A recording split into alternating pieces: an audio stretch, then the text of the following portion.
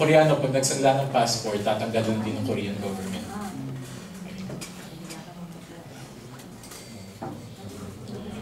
Driver's license. Nagkaroon po tayo ng issue dito last year.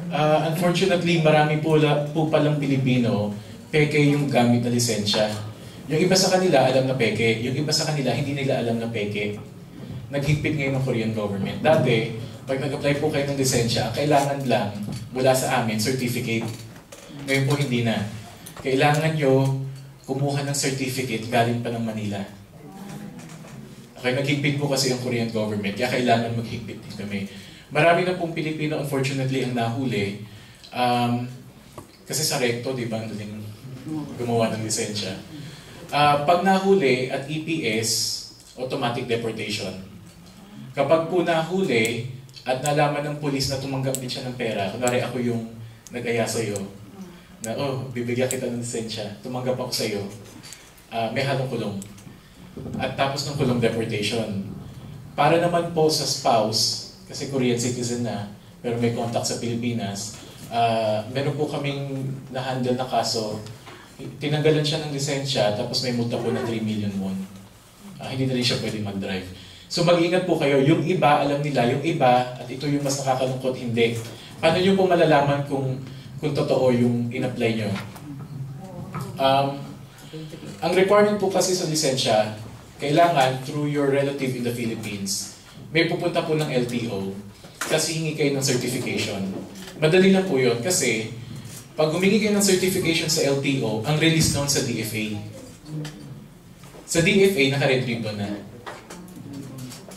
Yung red ribbon na yun, yun ang dadalhin nyo sa embassy, mag-i-issue ulit kami ng certificate, yun ang tatanggapin ng Korean government. Pero po pagkakataon na nagmamadali, hindi na makapaghintay, makukuha na agad nila yung red ribbon sa LTO. Peke po yun. Kaya yung iba hindi nila alam na peke. Okay, so mag-iingat po kayo ha. LTO ang apply, ang release DFA. Naka-red ribbon na. Yun ang dalhin nyo sa amin. Okay, so mag-iingat po kayo. Yung iba kasi kailangan ng driver's license, lalo na sa trabaho. Gusto nung sadyang din nila. Marriage migrants. Meron po tayong 7,180 na Pilipino na kinasal sa Koreano. Okay, so marami po yan. Parami ng parami. Mas marami pa po ngayon ang pumapasok na spouse kaysa sa mga pumapasok na EPS. Okay, parami po ng parami ang spouses natin. Alam niyo naman po yung nangyari po, unfortunately, sa isang kababayan natin, si Catherine Diocades. Malaking issue po siya. Kasalukuyan po siyang iniimbestigahan. Request lang po namin, tulad ng sabi nga ng Ambassador, 25 lang po kami sa embassy. Mahirap po na maka-reach out sa lahat ng 50,000 Filipinos sa buong South Korea. So ang gusto po sana namin, yung mga Pilipino mismo, maging malakas yung network nila. Kasi yun po yung paraan namin para makarating sa inyo. Halimbawa po, yung pong quarterly leaders meeting na ginagawa namin, yung pong Filipino community leaders, nagpupunta po yan ng Seoul, binibigyan namin ng update. Tapos meron po kaming mga alam na binibigay sa kanila. Yun naman po mga leaders, may mga alam din sila doon sa community na hindi namin alam. So pinaparating po sa amin. So dito po sa Pyeongju, 4 na taon na raw po yung organisasyon ninyo. Maganda po kung mas mapapalakas pa natin yung network kasi marami po kami binibigay na seminar. Pwedeng kami po ang pumunta dito para ibigay yung mga ganong klaseng seminar. Mamaya po pag-usapan natin.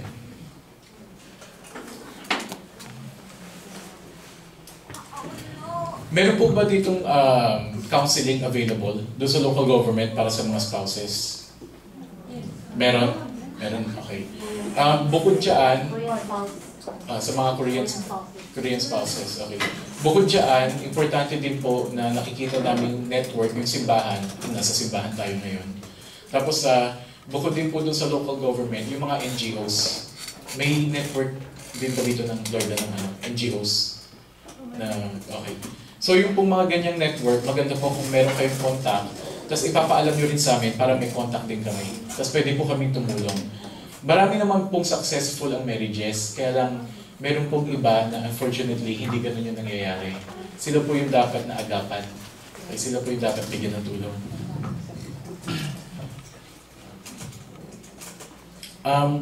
Alamin nyo lang po kasi maraming programa ang Korea. Mamaya magpapakita kami ng mga litrato doon sa iba't ibang activities na nagawa namin nung nagdaang taon pala.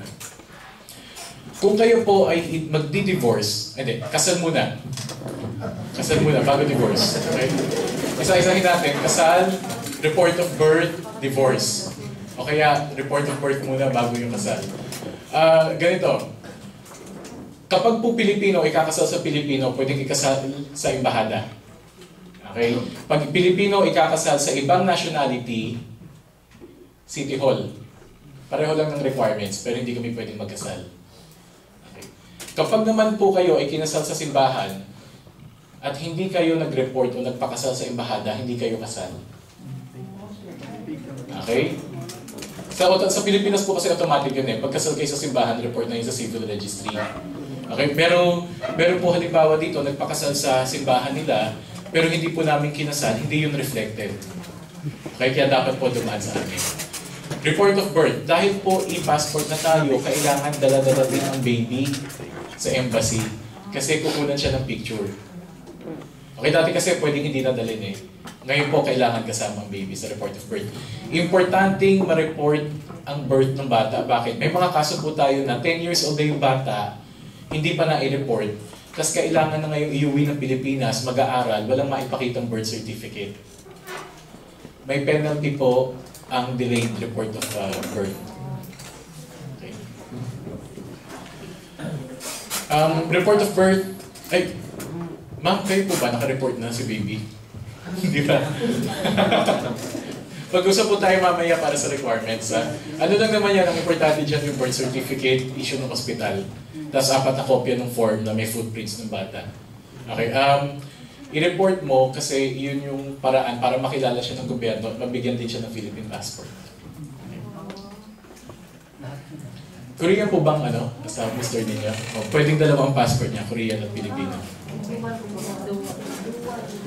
Dual. Divorce. Yan na. Okay. Kung kayo po ay kasal, wala pong divorce sa Pilipinas kaya kung kayo, ang asawa ninyo ay Pilipino, gusto niyo mag-divorce, Hindi pwede. Hindi po pwede. Pero kung kayo po, ang asawa ninyo ay foreigner, halimbawa, Amerikano, Canadian, Korean, tapos dun po sa bansa niya, merong divorce, pwede kayong i-divorce. Pero medyo mahirap ang proseso. Una, kung ano man yung papel na makuha ninyo dito, kailangan isubmit sa amin. Pagkatapos po yun, isasabit namin yan doon sa Pilipinas. Kailangan meron kayong kausapin sa Pilipinas na malamang abogado na tutulong sa inyong maglakad sa korte. Tapos nun, di ba meron tayong marriage certificate na nakukuha sa NSO? Sa gilid po noon, isusulat doon, ka-annotate. Kunwari po,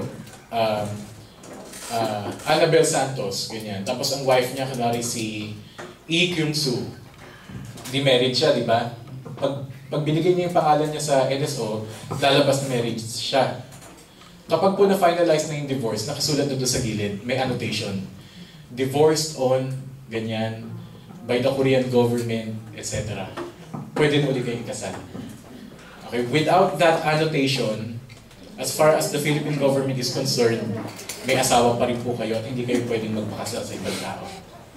Okay? Kailangan po gawin to agad kasi mabilis po dito ang 1 taon para sa divorce. Dual citizenship. Para po doon sa mga simula po ito this year, January 1, 2011. Pero hindi po lahat apektado. Unfortunately, para doon sa mga may asawang Koreano. Doon sa mga nagpakasal noong July 2, 2010.